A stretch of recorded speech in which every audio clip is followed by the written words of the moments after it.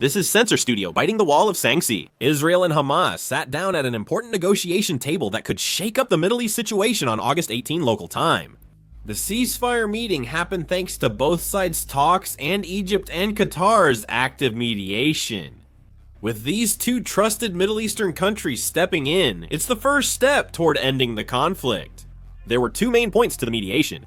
First, it proposed a 60-day ceasefire, and second, releasing hostages in 2 phases. In particular, the hostage issue was a key matter that brought anger and anxiety to the entire Israeli society. According to this proposal, Hamas would first release 10 living Israeli hostages and also return the bodies of some of the deceased hostages. The return of hostages itself carries great symbolic significance and also serves as an indicator of the sincerity of the ceasefire negotiations. Hamas's attitude is noteworthy. Hamas has often rejected or delayed ceasefire proposals with new conditions, but this time they responded positively and reportedly accepted the proposal. Of course, this doesn't mean that the war will end immediately. Hamas agreeing to negotiate and planning to release some hostages is viewed as a major turning point. With Hamas accepting the ceasefire, the conflict's end is gaining momentum. Israel is also having internal talks about the ceasefire proposal.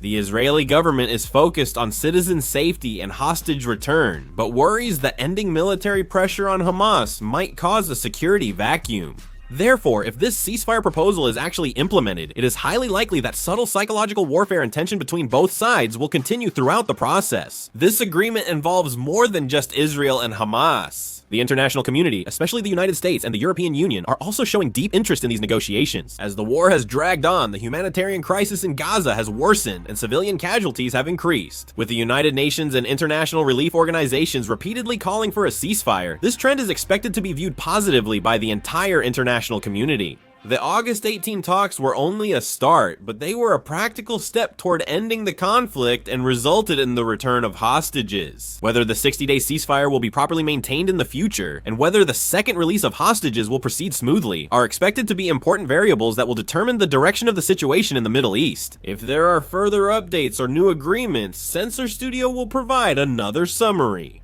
That's the end of the video, thank you.